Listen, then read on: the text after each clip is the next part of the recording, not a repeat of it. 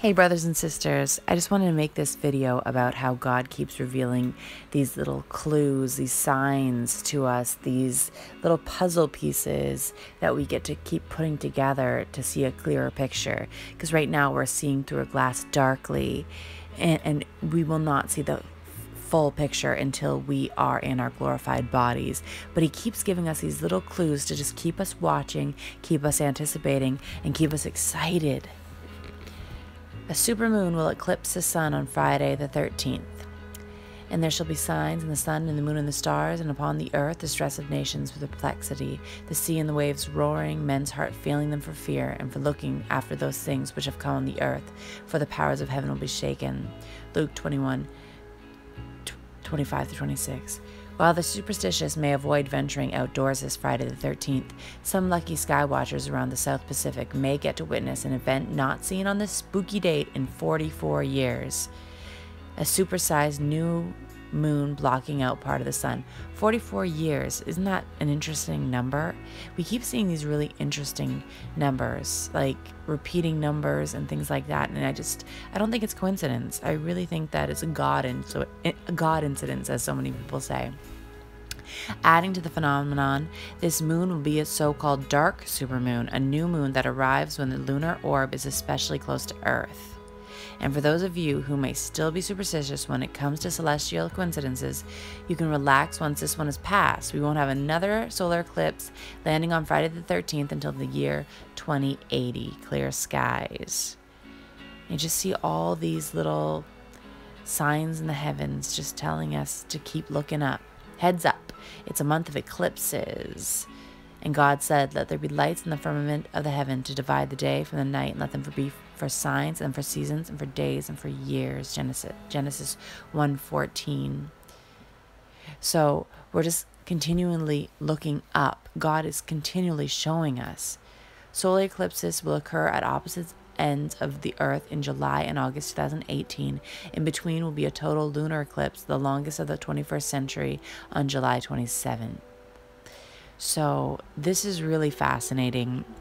It seems like every time you feel like, why hasn't God come yet? Or what is not delaying, but what is taking so long? Or, how did this date pass? Or how did all these dates pass when it looked so clear? The picture seemed so clear in our human minds. But the thing is, again, we see through a glass darkly.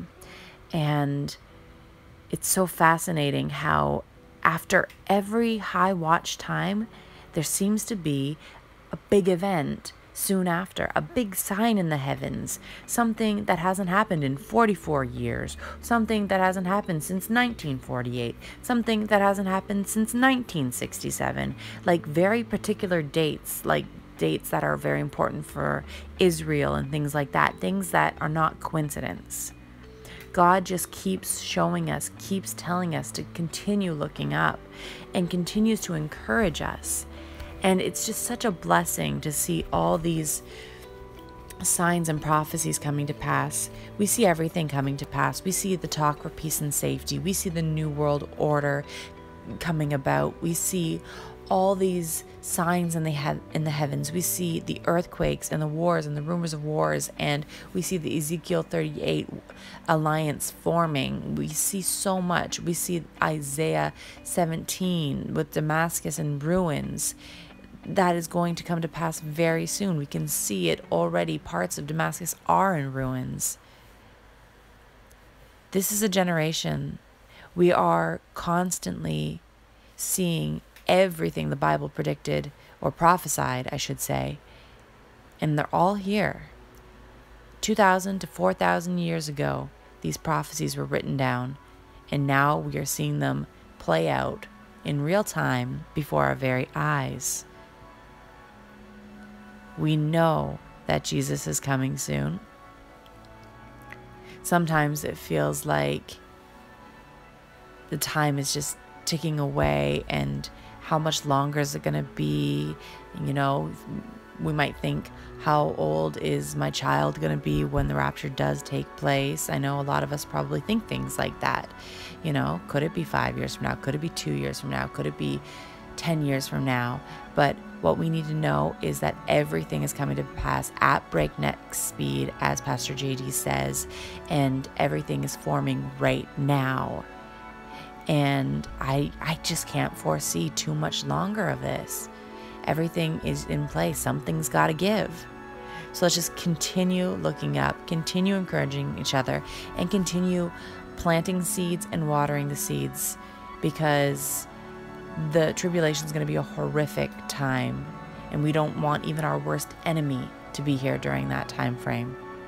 So just keep looking up, keep sounding the alarm, and keep spreading the gospel. 1 Corinthians 15, 1-4. God bless each and every one of you. I love you all so much. Maranatha.